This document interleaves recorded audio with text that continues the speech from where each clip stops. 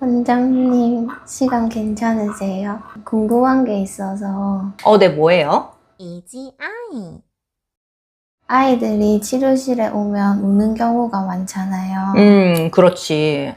근데 이 부분을 부모님들이 많이 걱정하시는 것 같아요. 맞아요. 특히 아이가 언어 치료를 처음 하게 되면 수업에 적응하는데 어려움이 많이 있을 수 있죠. 언어 치료를 처음 시작했다는 건 아이가 비교적 어리다는 거고, 이런 경험 자체가 낯선 경우가 많거든. 그런데 이거는 어머님도 마찬가지예요. 아이가 말이 느리잖아요. 그래서 자연스럽게 엄마가 더 말을 많이 해주고, 또 집에서 아이의 요구를 즉각적으로 들어준 경험이 지금까지 많이 쌓여 있을 가능성이 높아요. 그리고 아이가 말이 느리면 그걸 표현하는 방식이 울음이나 소리 지르기가 많이 나오죠. 우리 치료사들은 그게 익숙한데 부모님들은 이제 그게 익숙하지가 않아요. 그러다 보니 아이가 울거나 소리를 지르면 특히 즉각적으로 요구를 들어주는 경우가 많아요. 맞아요. 그래서 그런지 아이가 울면 바로 뭘 해주려는 분들이 많으세요. 그죠. 그게 왜 그러냐면 부모님들이 아직 아이가 우는 소리, 이 울음을 의사소통의 하나이다라는 걸 명확히 받아들이지 못하셔서 그래요. 왜 그럴까요, 원장님? 부모님들 입장에서는 아이를 키우다 보면 매일 아이랑 함께 하잖아요. 사실 근데 이게 정말 정신이 없어요. 우아쌤이나 나 같은 경우는 언어치료사다 보니까 아이들을 다양하게 만나고 또 이런 상황 자체에 익숙하죠. 우리는 말이 느린 다양한 아이들을 보잖아요. 그러니까 이 아이가 지금 이걸 원하는데 그걸 이런 울음으로 표현하고 있는 거구나. 이 아이는 이게 싫어서 싫다는 걸 이런 방식으로 표현하는구나. 이게 인식이 빨리 되는데, 근데 엄마 입장에서는 매일 내 아이만 보고, 또 엄마에게 아이가 운다는 건 마치 빨간불 같은 거거든요. 엄마는 아이가 태어난 그날부터 쭉 아이를 키워왔단 말이에요. 그러다 보니까 일단 울면 진정을 시켜야 한다. 이런 로직이 머리에 짜여져 있다고 해야 하나? 그래서 처음 치료를 시작했을 때 이러한 점을 선생님이 보호자에게 충분히 설명을 해줘야 돼요. 우리 아이가 갓난 아이 시기 때보다는 조금 더 큰 상황인데 아직 말의 경우에는 또래만큼 트이지 못했어요. 그래서 아직 자신의 의사를 우리처럼 이렇게 다양한 말로 표현할 수가 없는 거죠. 그래서 아이가 보이는 이 울음이 무슨 표현인 건가 하는 걸 생각해 보셔야 된다는 걸 부모님들께 꼭 잘 말씀드려야 돼요. 그럼 우는 게 잘못된 표현이니까 안 들어줘야 하는 거예요? 아니죠. 지금 우리 아이가 만약에 싫어라고 말을 하고 싶은데 아직 그 말을 못 하는 거잖아요. 그래서 대신 짜증이나 울음으로 표현을 하는 거란 말이에요. 그럼 잘못된 표현이니까 마냥 안 들어준다? 아이는 어떻게 하겠어요? 다른 방법을 모르니까 그 방법을 더 써봐요. 더 세게 울고 더 짜증을 크게 낸단 말이에요. 이 점에 대해서 내가 가르쳐 줬었죠? 네, 속어 폭발이라고. 맞아요. 그래서 아이가 떼를 쓰는데도 안 되면 더 크게 떼를 써봐요. 그런데도 안 된다? 그럼 결국 어떻게 되겠어요?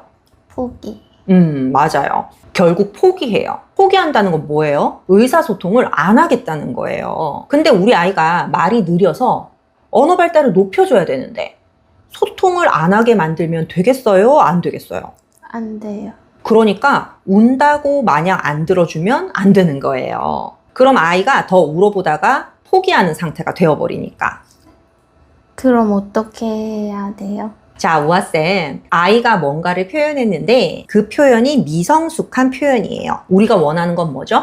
1번, 의사소통을 아이가 하는 거죠. 네. 2번, 그 의사소통을 보다 성숙하게. 그러니까 또래 언어 발달 수준으로 하게 도와주는 거예요. 그런데 지금은 우리 아이가 미성숙한 방법으로 하고 있는 상황이잖아요. 그럼 어떻게 해야 되겠어요? 조금 더 성숙한 방법을 알려줘야죠. 그게 정답이에요. 근데 원장님, 아이가 아직 싫어라는 말을 못해요. 맞아요. 그런데 우아쌤, 싫어라는 그 말은요, 완전한 방법이에요. 아이에게 이지야, 울지 말고 싫어라고 해봐봐. 그래가지고 만약에 아이가 싫어라고 했어요. 그럼 언어 치료를 받을 필요가 있겠어요? 없겠어요? 없어요. 네. 어머님들이 왜 언어 치료를 받을까요? 지금 우리 아이가 말을 못하고 우는 방식, 이런 방식을 사용해요. 그래서 엄마가 집에서 아이한테 이지야, 그렇게 울지 말고 말을 해봐봐. 이거 주세요. 한번 해봐봐. 싫어요. 해봐봐. 이래서 아이가 말을 했으면 언어 치료를 받을 필요가 없죠. 그거를 해봤는데 안 되니까 언어 치료를 받으러 오시는 거예요. 그러니까 우아쌤, 우리는 아직 우리 아이한테 완전한 방법은 쓸 수가 없는 상태인 거예요. 그러니까 아이가 미성숙한 방법을 쓰고 있죠. 그럼 어떻게 해요? 미성숙한 방법이랑 완전한 방법 그 사이부터 가르쳐야죠. 그게 뭐겠어요? 조금 더 성숙한 방법이요. 만약에 아이가 울어요. 그런데 싫어는 못해요. 그럼 우는 것보다는 조금만 더 성숙한 표현 방법을 알려주는 거예요. 예를 들면 그렇게 도리도리 이런 걸 먼저 가르쳐 주거나, 아이가 말을 못하니까 지금 할 수 있는 모음으로 으어 같은 거 있죠. 이게 우는 것보다는 조금 더 성숙한 방법이에요. 그죠? 네. 이 사이의 단계를 잘 쪼개서 아이에게 가르쳐주는 치료사가 언어 치료를 잘하는 치료사예요. 이 단계는 아이마다 다 다르기 때문에. 그래서 처음 언어 치료를 시작할 때 치료사는 아이에게 맞춘 이 단계를 잘 잡는 게 중요해요. 그리고 부모님은 이 조금 더 성숙한 방법을 익힐 때까지 잘 기다려주는 게 필요해요. 그럼 아이가 빨리 익숙해지려면 어떻게 하면 좋을까요?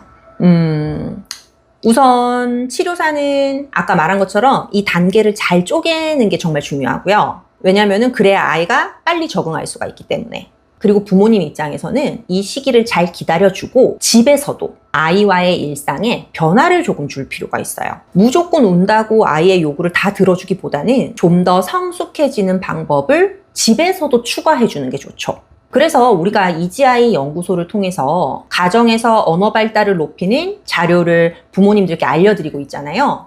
네. 무조건 아이에게 간식을 주거나 아이의 욕구를 바로바로 들어주기보다는 아이랑 같이 집에서 언어 활동지를 하면서 엄마의 지시를 아이가 따르는 시간을 이렇게 만들어주는 거예요. 그래서 활동지를 다 하고 나면 아이에게 간식도 주고 또 같이 놀아도 주고 하는 거죠. 그래서 집에서도 무조건 아이의 욕구가 바로바로 들어지는 게 아니라 엄마랑 같이 언어 놀이를 하고 나면 욕구가 채워지는구나 하는 걸 아이가 느낄 수 있게 해주는 시간이 필요해요. 그러다 보면 조금씩 이렇게 성숙한 방법을 좀 빨리빨리 배울 수가 있게 돼요. 그러니까 가정에서도 좋은 언어 자극이 들어가는 시간이 좀 많아지는 것이 좋죠. 결국 아이에게 부모가 언어 자극을 주는 시간이 많아져야 아이도 빨리 적응하고 또 언어 능력도 빨리 높아질 수가 있는 거죠. 이지 아이. 우아쌤이 치료를 해봐서 알겠지만 아이가 또래만큼 언어 발달이 높아지는데 초스피드 빠른 방법이 있던가요? 아니요.